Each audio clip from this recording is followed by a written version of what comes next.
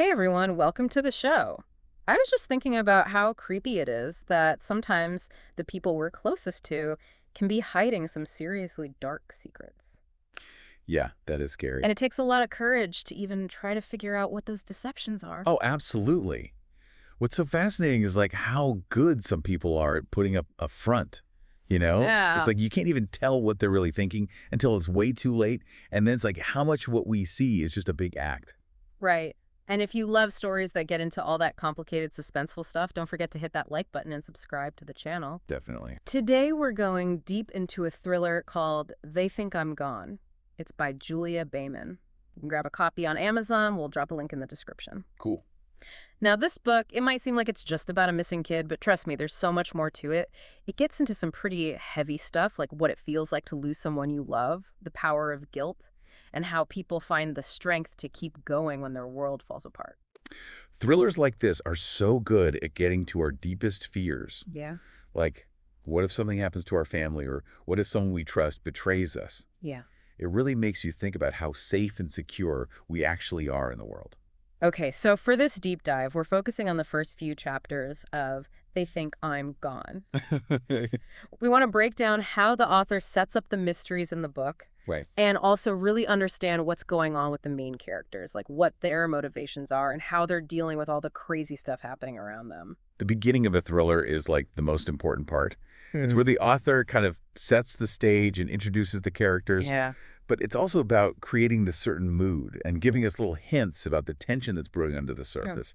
And then, they hit you with those questions that just make you need to know what happens next. Right. So the first big thing that happens is this little girl, Emily, she disappears. It's the 4th of July, which should be a happy day, but it turns into something really awful. Oh, that's so sad. Her dad, David Parker, he promised to take her to see the parade and the fireworks in Edgartown, Oh, but then something happens and it seems like he just forgot about her completely. oh my gosh. And the way the author describes those fireworks, it's like a symbol of how innocent and excited Emily was. And then to have that ripped away from her, it's just heartbreaking. But it turns out Emily wasn't just lost or left behind, she was actually taken by this guy named Frank Carson. Oh, wow. He saw how upset she was that her dad didn't take her to the parade, and he used that to his advantage. What? That is messed up. There's this one line that really stuck with me. It says, "A little girl went off alone and never made it back home. No more laughter, sun, or play after the fireworks led her astray." Oh, God. Like such a simple way of saying that her childhood was stolen from her. It's chilling. Yeah, and when you think about what Frank did, it tells you a lot about him.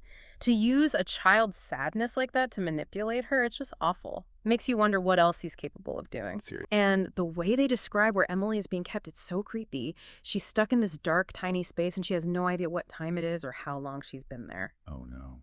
She doesn't even have warm clothes. When summer starts to end and it gets colder, she asks Frank for something warmer to wear, and he just freaks out on her. Really? Yeah, he yells at her and says, "What do you think? I'm made of money."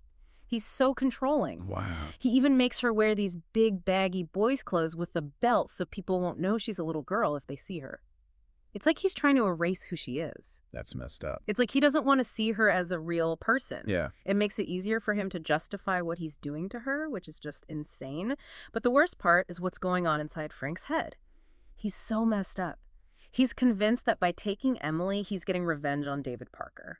What? Yeah, and he keeps calling Emily his baby doll in his thoughts. It's so creepy and possessive. It's like she's just a thing to him. Oh, that's chilling. I know, right? It's classic abuser behavior to treat someone like they're an object and not a human being. And this whole idea of needing to be even with David, it makes you wonder what happened between them that made Frank so angry. Yeah. What's the backstory there? So meanwhile, everyone thinks Emily is dead. The police and the experts, they all say she must have drowned because of the strong ocean currents. Oh, wow. But as readers, we know the truth. She's alive, but she's trapped just a short distance away. It's so frustrating. I bet. It's like the author is playing with us, making us feel this sense of dread because we know what's really going on, but no one else does. It's a great way to keep you hooked as a reader. Totally. So then the story shifts and we meet this new character, Nora Cooper. She's trying to relax by taking a walk on Herring Creek Beach after a stressful day at work. Okay. It's like the author is expanding the story beyond just Emily's disappearance. We're starting to see how it affects other people in the community, too. Right. From what we read, it seems like Nora has a good marriage. She's with this guy named Steve, and they seem really happy together. Oh, that's nice. They even have this little game they play about needing each other. It's really sweet. It shows how connected they are. I like that. Yeah, it's like the author is showing us that Nora has a normal, happy life. And then, bam, something really weird happens. What happens? Nora's walking on the beach, and suddenly she has this super intense experience, almost like a psychic vision. Whoa. Yeah, she sees this painting in her mind called Miranda and the Tempest, and out of nowhere she's hit with this wave of anxiety and this feeling that something bad is about to happen. That's creepy. It's so strange.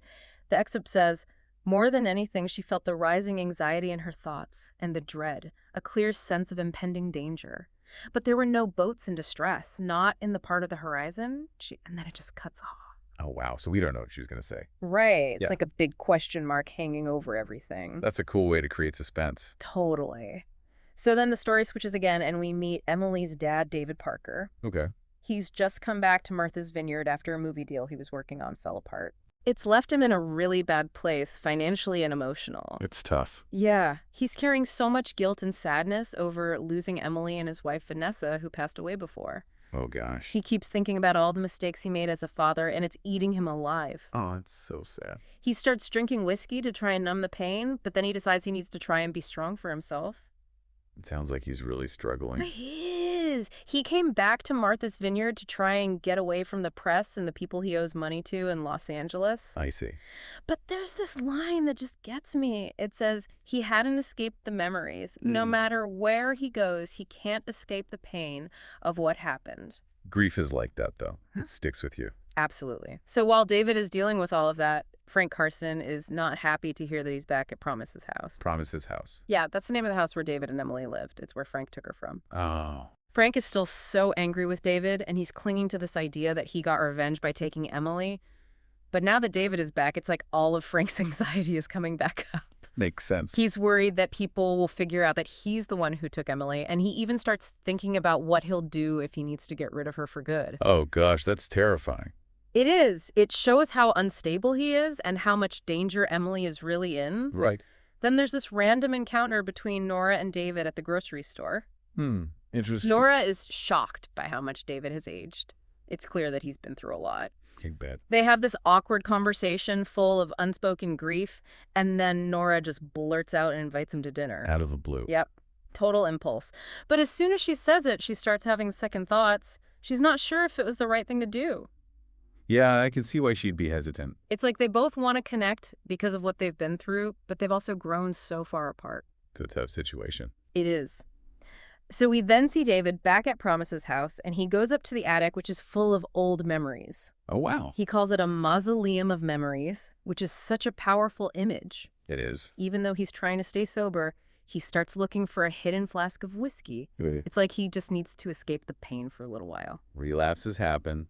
It's part of the process. Being in the attic brings back all these memories for David of when Emily was little. He remembers times when he was too hard on her over silly things, and he feels so guilty about it now. It's easy to look back and see things differently. Right, and being surrounded by all of Emily's old toys just makes the pain even worse. He even thinks about renovating the attic to try and get rid of the past. That makes sense. While he's up there, he sees the name Promise's house written somewhere. It's like a reminder of everything that's been lost and broken. Oh, wow, that's heavy. It is. But even though he's feeling all this grief, he tells himself he has to stay strong. He needs to protect what little he has left. Good for him. Yeah. It sounds like he's trying to find a way to move forward. Yeah. And then we see Frank putting his plan into action. He gets a job as the gardener at Promise's house. What? Yeah, he wants to be close to David and keep an eye on him. We even find out that he sabotaged the previous gardener to get the job. Oh, no. He's really going all in on this. He is. And then there's this other weird thing. The housekeeper, Rose, Okay. she gets this feeling that she's met Frank before. Really? Yeah, she can't quite place him, but she knows she's seen him somewhere before. It's like there's this hidden connection between Frank and the Parkers that we don't know about yet. Oh, that's interesting. It's like another little mystery that the author throws in to keep us guessing. I like it. And then finally, Frank reveals his big secret in this creepy internal monologue. We find out that his mom, Grace Walker, used to work for the Parkers, but she was fired. Oh, so that's where the resentment comes from. Yeah, and he's been using his mom's maiden name so they wouldn't recognize him. That's smart. And then he drops the bombshell. Emily is alive. He's been keeping her prisoner this whole time and making her do chores for him. Oh, my God. It's so messed up. We thought she was dead, but she's been living this nightmare just a few miles away from everyone who thought they'd lost her. It's crazy how the author played with our expectations there. Right, so we've got this really unsettling atmosphere on Martha's Vineyard with the mystery of Emily's disappearance still hanging over everything. Right. We've got Nora trying to figure out what her premonition means. Yeah. And then there's David, who's drowning in grief and guilt. And then you've got Frank lurking in the background with this huge secret and this long-standing grudge against the Parkers. It's like everyone is connected in some way, but we don't know the full story yet. It's so well done how the author sets up all these different threads. I know, right? Hmm. And there are so many questions that we need answers to. Like, what caused Nora's vision on the beach? Yeah, and what really happened to Emily? What's Frank's ultimate goal? And why did Nora invite David to dinner? So much to think about. Right.